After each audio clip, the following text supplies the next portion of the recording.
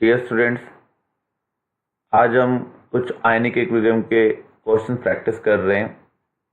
First question, the dissociation constant of two acids are K1 and K2 respectively, their relative strength is. जब भी हम दो acid की strength का comparison करते हैं तो उनकी कॉन्सेंट्रेशन सेम होती है। हम उनकी H+1 कॉन्सेंट्रेशन का रेशियो लेंगे। जो H प्लस कॉन्सेंट्रेशन है वो हमें कैसे मिलती है, C अल्फा। पहले केस में मान लें डिसोसिएशन अल्फा 1 है, दूसरे केस में क्या है, अल्फा 2। कॉन्सेंट्रेशन सेम है तो ये अल्फा 1/अल्फा 2 मिल रहा है। अल्फा क्या होगा according to Ostwald law, dissociation constant by concentration root. तो पहले केस में डिसोसिएशन कांस्टेंट K1 है, दूसरे केस में K2। कॉन्सेंट्रेशन से कॉन्सेंट्रेशन क्या हो रहा है, कैंसिल। तो हमें क्या मिल रहा है, K1/K2 का root means power 1/2। Another question, K1, K2 and K3 are the three dissociation constant of H3PO4. Which of the following is a correct order? आपने पढ़ा था न्यूट्रल से H प्लस आयन निकालना आसान है, तो फर्स्ट स्टेप का जो डिसोसिएशन कांस्टेंट होता है वो सबसे ज़्यादा होता है। सेकंड स्टेप में H प्लस आयन निकालना डिफिकल्ट होगा क्योंकि अब 1 नेगेटिव प्रेजेंट है, नेगेटिव से पॉजिटिव निकालना डिफिकल्ट है। थर्ड स्टेप में और ज़्यादा डिफिकल्ट होगा क्योंकि वहाँ पर 2 नेगेटिव से हमें H प्लस आयन निकालना होगा। तो इसलिए K1 क्या होगा, ग्रेटर देन K2, K2 क्या होगा, greater than K3। Another problem, a monoprotic acid in a 0.1 molar solution ionized to 0.001%, its ionization constant। Acid के लिए आयनाइजेशन कांस्टेंट क्या होगा, C अल्फा स्क्वायर। तो C की वैल्यू 0.1 है, अल्फा हम क्या पुट करेंगे, 10⁻⁻3, लेकिन ये परसेंटेज की फॉर्म में और हम आउट ऑफ 1 पुट करते हैं तो इसको हम 100 से डिवाइड कर देंगे। सॉल्व कर रहे हैं तो आपको क्या मिल रहा है, 10⁻⁻11। A basic buffer solution can be prepared by mixing the solution of। Basic buffer में वीक बेस होता है, साथ में उसका कॉन्जुगेट होता है। अगर यहाँ पर आप देखें ये भी साल्ट की फॉर्म में है और ये भी किस फॉर्म में है, साल्ट की फॉर्म में है, तो ये बेसिक बफर नहीं है।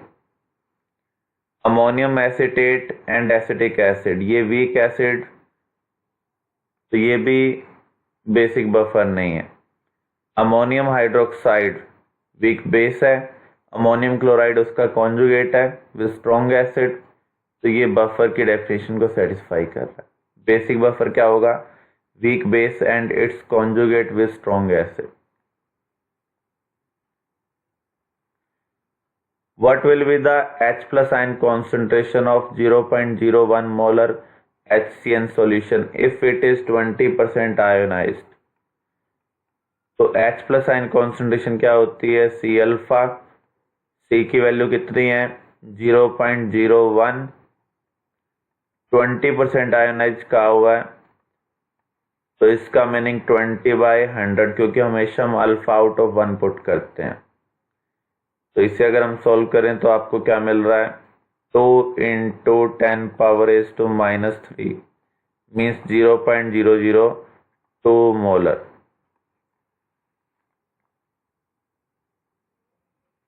A sufficient quantity of acid is added to change its pH from 5 to 2. Its H plus ion concentration is increased by। pH 5 होने का मीनिंग क्या होगा, जो H प्लस आयन कॉन्सेंट्रेशन है वो क्या है, 10⁻⁻5। pH 2 का मीनिंग क्या है, H प्लस आयन कॉन्सेंट्रेशन कितनी है, 10⁻⁻2। तो हम कितने टाइम्स कर रहे हैं, 1000 टाइम्स कर रहे हैं। Percentage hydrolysis of 0.1 molar ammonium acetate, when के इक्वल टू के बी। अगर आप ध्यान से देखें, ये salt of weak acid and weak base है, तो अगर हम के एच निकालें तो कैसे निकालेंगे, K W by weaker part dissociation constant. लेकिन यहाँ पर हमें परसेंटेज हाइड्रोलाइसिस निकालना है। जब दोनों पार्ट वीक होते हैं तो एच क्या होता है, रूट के एच, मीन्स हमें के डब्ल्यू बाय के ए इंटू के बी का रूट लेना होगा। के डब्ल्यू कितना है, 10⁻⁻14। के कितना है, 1.8 इंटू 10⁻⁻5। के भी यही है, तो इसका हम स्क्वायर राइट कर सकते हैं। अब हमें इसका रूट लेना है, तो ये आपको क्या मिलेगा, 10⁻⁻7 बाय 1.8 इंटू 10⁻⁻5, मीन्स 10⁻⁻2 बाय 1.8। ये हमें आउट ऑफ 1 मिल रहा है, लेकिन अगर हमें परसेंटेज की फॉर्म में निकालना है तो इसको 100 से मल्टीप्लाई करना होगा। 100 से मल्टीप्लाई करेंगे तो ये आपको क्या मिल रहा है, 1/1.8, मीन्स अप्रोक्सीमेटली 0.5, क्योंकि 1/2 क्या होता है, 0.5। तो आपका आंसर क्या होगा, A. The pH of 0.001 molar sodium acetate solution is, के आपको गिवन है, सोडियम एसिटेट क्या है, salt of weak acid with strong base. तो साल्ट की pH हम कैसे निकालते हैं, -1/2 log KW प्लस में log ऑफ वीकर पार्ट। अगर एसिडिक पार्ट वीक है तो प्लस साइन आएगा, अगर बेसिक पार्ट वीक है तो नेगेटिव साइन, -log C। तो यहाँ पर हम डेटा पुट करते हैं, KW क्या है, 10⁻⁻14। के आपको दिया हुआ है 1.8 into 10⁻⁻5।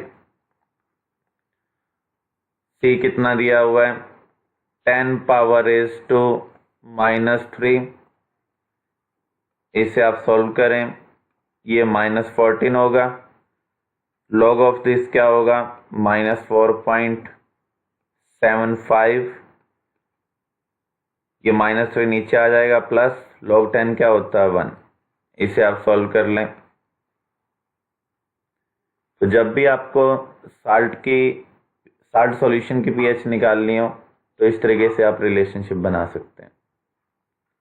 Another problem, the dissociation constant of monobasic acids A, B, C and D are, ये आपको डिसोसिएशन कांस्टेंट दिया हुआ है। जितना ज़्यादा डिसोसिएशन कांस्टेंट होगा उतना ज़्यादा एसिडिक करैक्टर होगा। तो एसिडिक करैक्टर के डायरेक्टली प्रोपोर्शनल होता है। और आपने pH के बारे में पढ़ा हुआ है, जितना ज़्यादा एसिडिक करैक्टर होगा उतनी कम pH होगी। तो यहाँ पर सबसे पहले एसिडिक करैक्टर का ऑर्डर देखते हैं। के सबसे ज़्यादा किसका दिया हुआ है, ए का, देन बी, देन सी, देन डी। तो यहाँ पर आप pH का ऑर्डर ले सकते हैं, इसका उल्टा, क्योंकि एसिडिक करैक्टर और pH में क्या रिलेशनशिप है, इनवर्स रिलेशनशिप है। तो यहाँ पर ये आपका आंसर होगा। Another problem, phenoxide ion is a weak base with Kb this, calculate the pH of 0.2 molar solution of C6H5O negative। तो यहाँ पर कोई केटायन भी लगेगा। केटायन अगर नहीं दिया हुआ है तो मान लीजिए आप वो स्ट्रॉन्ग बेस से बिलोंग कर रहा है।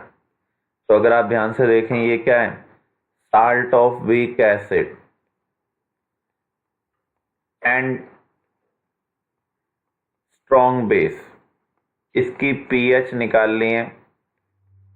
तो रिलेशनशिप क्या होगी, -1/2 log KW plus log KA, क्योंकि यहाँ पर वीकर पार्ट क्या है, एसिड, -log C। लेकिन यहाँ पर आपको K भी गिवन है, ये कॉन्जुगेट का गिवन है। अगर आपको कॉन्जुगेट का के भी पता हो तो एसिड का के निकाल सकते हैं, क्योंकि उन दोनों का जो प्रोडक्ट है वो क्या होता है, के डब्ल्यू। तो के हमारे लिए क्या होगा, के डब्ल्यू बाय के बी मीन्स 10⁻⁻14 बाय 7.7 इंटू 10⁻⁻5। इसे आप सॉल्व कर लेंगे। log के डब्ल्यू क्या है, log 10⁻⁻14 log 10⁻⁻14 by 7.7 into 10⁻⁻5। Concentration कितनी दी हुई है, 0.2। अब हमें इसे सॉल्व करना है। log 10⁻⁻14 क्या होगा, -14। ऊपर वाली टर्म प्लस साइन के साथ रहती हैं, तो ये -14 नीचे आएगा तो माइनस हो जाएगा, नीचे वाली टर्म का साइन नेगेटिव हो जाएगा, क्योंकि log a बाई बी क्या होता है, log a minus log b। इसे आप लिख सकते हैं -log 10⁻⁻5। तो मैंने क्या किया है, ये राइट किया log 10⁻⁻14 minus log 7.7 minus log 10⁻⁻5। इसको हम राइट कर सकते हैं 2 into 10⁻⁻1।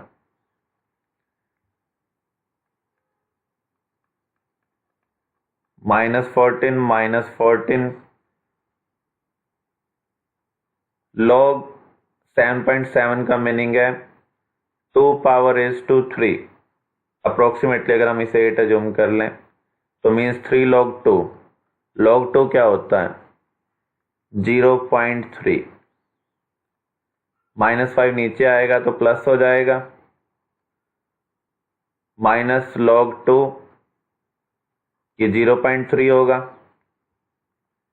log a into B क्या होता है, log a plus log b, यानी इसे हम राइट कर सकते हैं log 2 प्लस log 10⁻⁻1। log 10⁻⁻1 क्या होगा, -1, माइनस माइनस क्या हो जाएगा, प्लस। इसको पहले हम ओपन कर लेंगे, इसे लिख रहे हैं log 2 प्लस log 10⁻⁻1। log 2 0.3 होता है, तो बाहर हमने ब्रैकेट को ओपन किया तो ये -0.3 राइट किया जाएगा। log 10⁻⁻1 -1 होता है, ब्रैकेट ओपन करते माइनस माइनस क्या हो जाएगा, प्लस। इसे आप सॉल्व कर लें। Another problem, half of the formic acid solution is neutralized on addition of a KOH solution to it. K आपको गिवन है, pH of the solution is। अगर हम आधे फॉर्मिक एसिड को न्यूट्रलाइज करते हैं तो उस केस में आधा एसिड सॉल्ट की फॉर्म में कन्वर्ट हो जाएगा। मान लीजिए इनिशियली इसके x मोल थे, इनिशियली ये 0 था, आपने इसको हाफ न्यूट्रलाइज कर दिया। अब फाइनल सॉल्यूशन में ये कितना बचा, x/2 मोल, 1 से 1 बन रहा है, तो x/2 कंज्यूम होने पर ये कितना बनेगा, x/2 मोल। आप ध्यान से देख सकते हैं फाइनल सॉल्यूशन में वीक एसिड प्रेजेंट है और उसका कॉन्जुगेट प्रेजेंट है। तो यहां पर ये बफर का काम करेगा। बफर कौन सा है, ये वीक एसिड वाला मीन्स एसिडिक बफर। और एसिडिक बफर के लिए हेंडरसन इक्वेशन क्या है, pH = pK plus log conjugate upon acid. तो यहां पर एसिड और कॉन्जुगेट की कॉन्सेंट्रेशन इक्वल है, तो ये कैंसिल हो जाएगी। log 1 क्या होगा, 0। तो pH यहां पर क्या होगा, pK। pK क्या होता है, negative log of K। K आपको दिया हुआ है 2 इंटू 10⁻⁻4। इसे हम फर्दर सॉल्व कर रहे हैं तो क्या लिखेंगे, 4 माइनस log 2। log 2 0.3 होता है अप्रोक्सीमेटली, तो तो ये 3.7 के नियर बाय आएगा। इसे हम हाफ इक्विवेलेंस पॉइंट भी बोल सकते हैं, क्योंकि हमने एसिड को हाफ ही न्यूट्रलाइज किया है। इक्विवेलेंस पॉइंट क्या होता है? जब सारा बेस न्यूट्रलाइज हो जाए। तो क्वेश्चन में अगर ये टर्म दिए तो ध्यान रखना है, इक्विवेलेंस पॉइंट का मीनिंग है complete neutralisation, half equivalence point का मीनिंग है हाफ न्यूट्रलाइजेशन।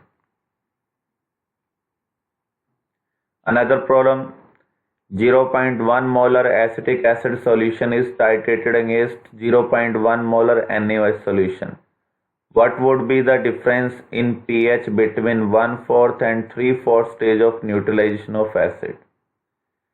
तो पहले तो हम देख रहे हैं 1/4 स्टेज ऑफ न्यूट्रलाइजेशन। इसका मीनिंग हमने 1/4 एसिड का न्यूट्रलाइजेशन किया है, जितना भी हमारे पास एसिड था। एसिटिक एसिड CH3COH, इसको हम न्यूट्रलाइज कर रहे हैं NaOH से।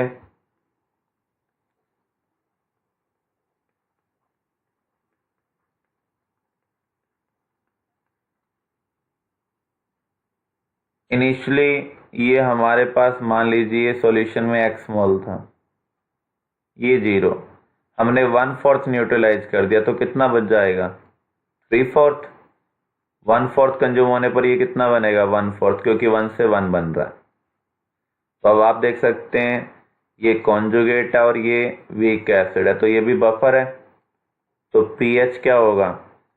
pK plus log conjugate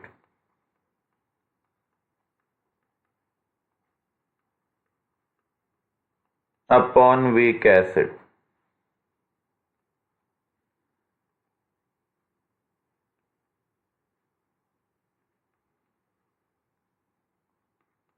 conjugate कितना है? 1/4x, ये 3/4x, x से x कैंसिल हो गया, 4 से 4 कैंसिल हो गया। तो pK प्लस log 1/3, ये फर्स्ट केस में pH आपको मिल रही है।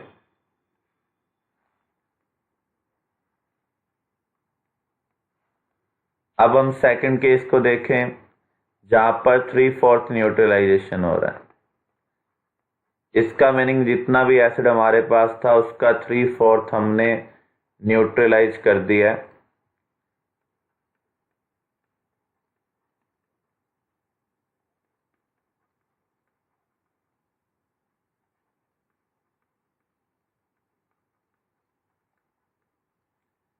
तो इनिशियली ये x है, ये 0, ये 3/4 कंज्यूम हो रहा है, तो कितना बचेगा? 1/4। ये कितना प्रोड्यूस होगा? 3/4। अगेन आप देख सकते हैं फाइनल सॉल्यूशन में कॉन्जुगेट और वीक एसिड बचा हुआ है, तो ये बफर है। तो pH क्या होगा? pK plus log conjugate, conjugate कितना है? 3/4x upon weak acid, x से x कैंसिल हो गया, कॉन्जुगेट से कॉन्जुगेट। तो pH यहां पर क्या मिल रहा है? pK plus log 3।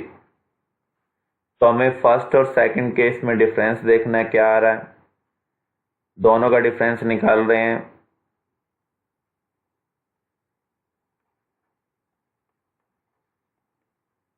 तो क्या बच रहा है? log 3 माइनस log 1/3, क्योंकि दोनों का pK तो सेम होगा। अगर आप इक्वेशन फर्स्ट और सेकंड का डिफरेंस लें, हम 2 - 1 ले रहे हैं, तो pK से pK सब्ट्रैक्ट हो चुका है। log 3 minus log 1/3, log 1/x को क्या लिख सकते हैं? Minus log x। इसका मीनिंग आप इसे राइट कर सकते हैं log 3।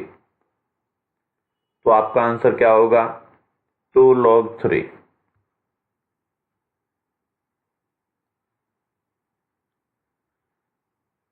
Another problem, at 25 degrees Celsius, the dissociation constant of acetic acid and ammonium hydroxide in aqueous solution are almost the same.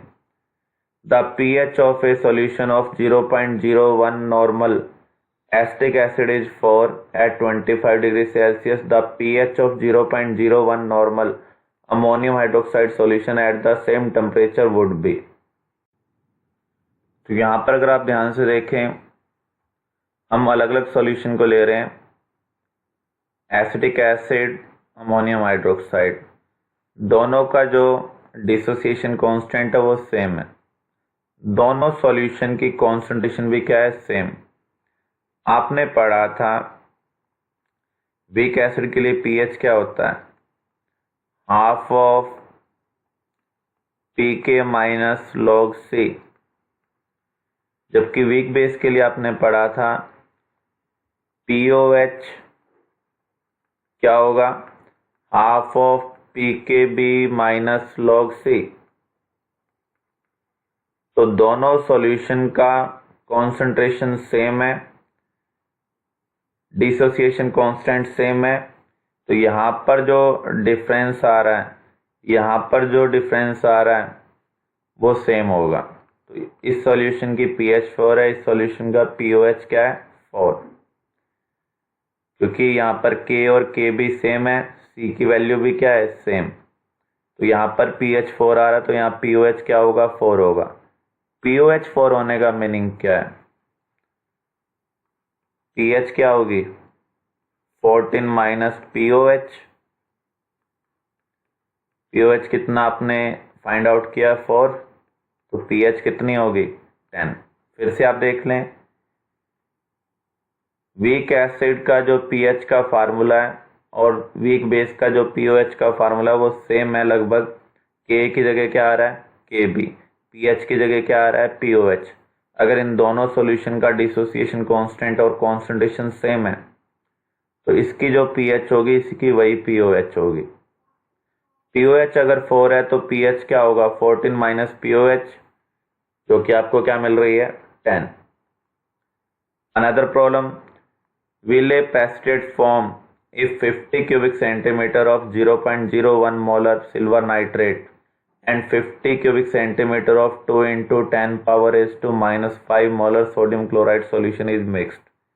KSP आपको गिवन है, आपको क्या करना है, KIP और KSP का कंपैरिजन करना है। तो KIP हम कैसे कैलकुलेट करेंगे, silver ion concentration on mixing, chloride ion concentration on mixing.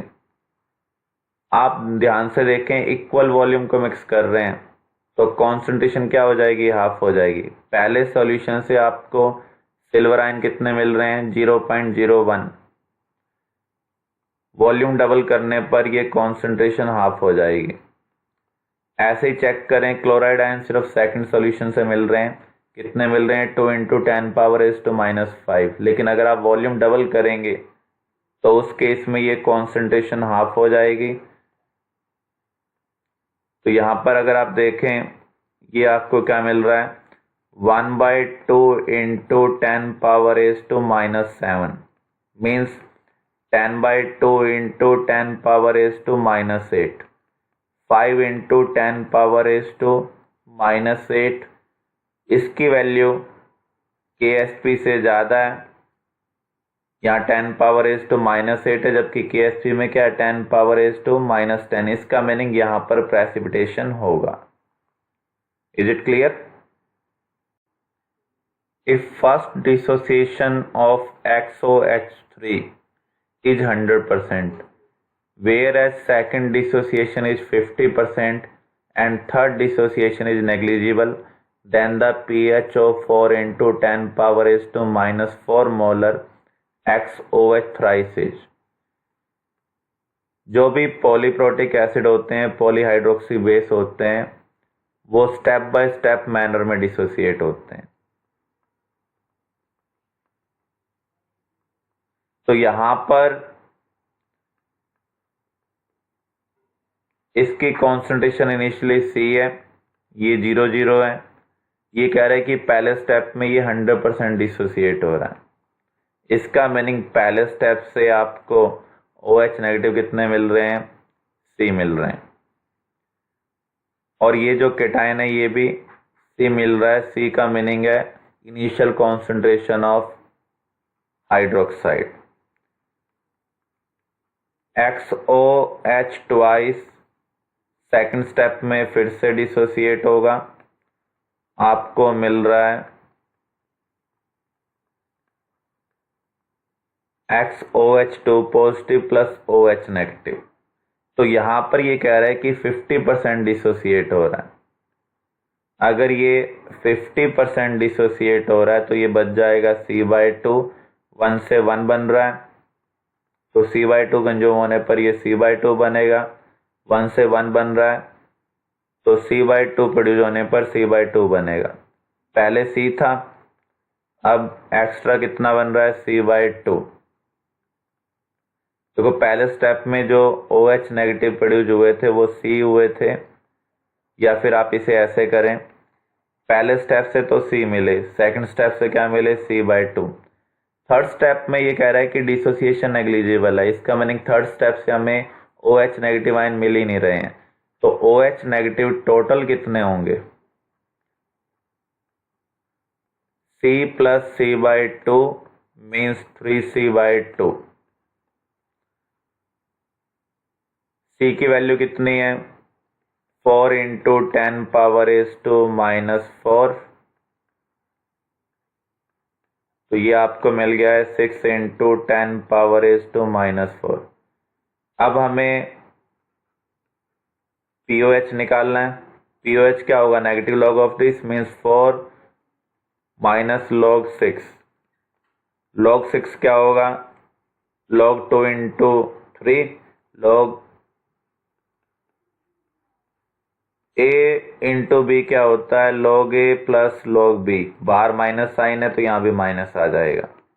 log 2 कितना होता है 0.3 और log 3 होता है 0.48। तो यहाँ पर आपको pH मिल रहा है 3.22, तो pH क्या होगा 14 माइनस 3.22 मीन्स 10.78। तो जब भी आपको मल्टीपल स्टेप से OH नेगेटिव आयन मिले, H+ मिले, उन सबको ऐड कर दें, ये फाइनल H+ या OH नेगेटिव कॉन्सेंट्रेशन होगी। अगर आप यहाँ पर देखें हमने OH नेगेटिव टोटल निकाला है, तो यहाँ से पहले हमने POH कैलकुलेट की है। अगर आप POH कैलकुलेट कर चुके हैं तो pH कैलकुलेट कर सकते हैं यूजिंग रिलेशनशिप 14 माइनस POH।